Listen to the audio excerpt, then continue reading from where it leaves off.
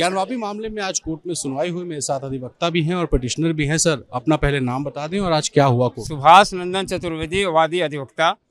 आज जो है कार्रवाई, आपत्ति जो लगी हुई थी प्रतिवादियों द्वारा, प्रतिवादी के अधिवक्ताओं द्वारा जो आपत्ति लगाई गई थी कि कमिश्नर अधिवक्ता निष्पक्ष नहीं है, वाइस्ड हैं, उनको बदला जाए, उस संदर्भ में आज हम लोगों ने, वादी अधिवक्ताओं ने भी अपने पक्ष को रखा है और हमने कहा है कि हमें कोई आपत्ति नहीं है। अभी कोई कार्रवाई हुई ही नहीं, अभी तो केवल बाहरी दीवारों का ही जो है वीडियोग्राफी हुई है और तब तक आप हल्ला मचाने लग रहे हैं। अभी हम अंदर प्रवेश बैरिकेटिंग, जो रोड रेड जोन जिसको कहते हैं, उस जोन में हम जब प्रवेश ही नहीं किए हैं तो आप क्यों उस पर विरोध, आप कैसे आपने तय कर लिया कि कमिश्नर अधिवक्ता जो है निष्पक्ष नहीं है? आपको इंजेक्शन लगा नहीं हो, इंजेक्शन लगने के पहले ही आप चिल्लाने लग रहे हैं कि दर्द हो रहा है। ये मानसिकता केवल प्रतिवादियों का है कि इस कार्रवाई को केवल जो है जितना लिंगर किया जाए, बाधित किया जाए, इसको आगे टाला जाए। वो नहीं चाहते हैं कि एक सर्वे रिपोर्ट के माध्यम से सारे साक्ष्य माननीय न्यायालय के समक्ष आए। ये केवल व्यवधान करने के लिए ही ये सारे तथ्य जो है,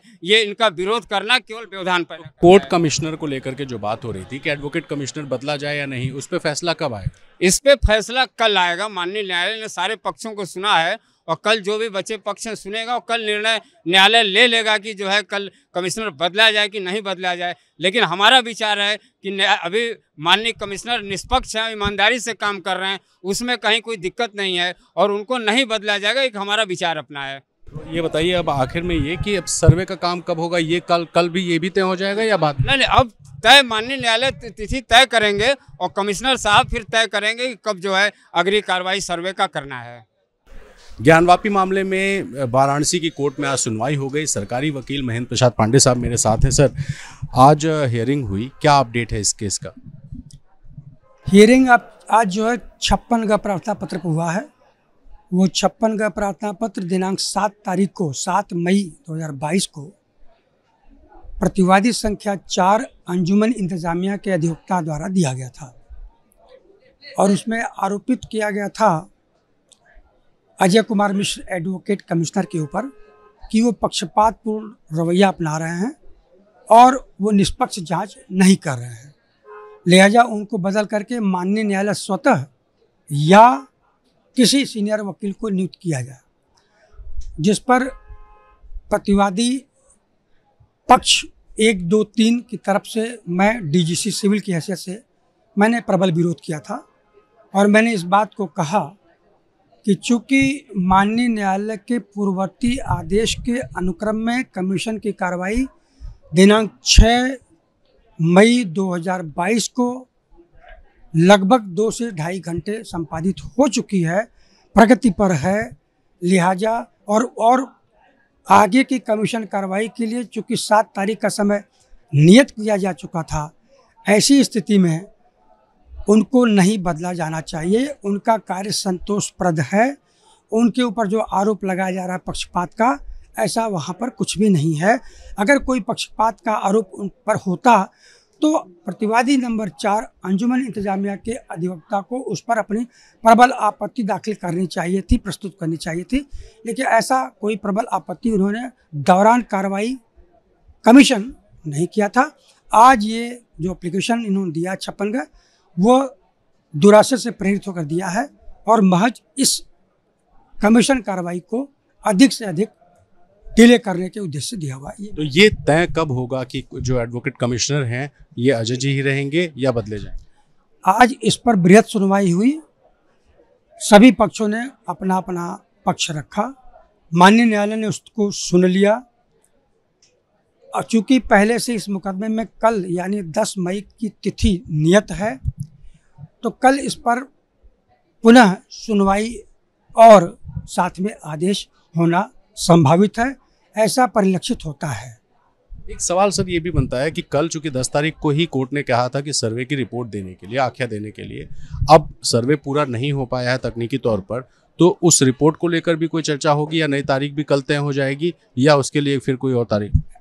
ऐसी विषम परिस्थितियां कभी कभी आ जाती हैं कि समय अनुसार कमीशन की कार्रवाई अगर संपादित नहीं होती है तो निस्संदेह उसके लिए समय बढ़ाया जाता है। एक प्रार्थना पत्र एडवोकेट कमिश्नर इस बारे में देंगे और इनका हवाला दे करके कि चूँकि इस तरह से आरोप लगाया गया है और हमें बदलने का प्रार्थना पत्र दिया गया है।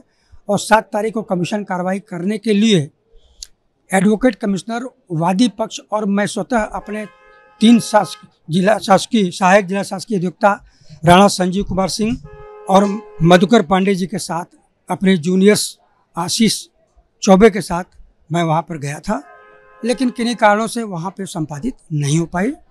अब 10 तारीख को चुकी है, तो 10 पर कल जो है एक आदेश भी होगा और साथ में टाइम का एक्सटेंशन भी होगा, क्योंकि कार्रवाई संपादित होने के बाद ही कमीशन आख्या दाखिल की जा सकती है।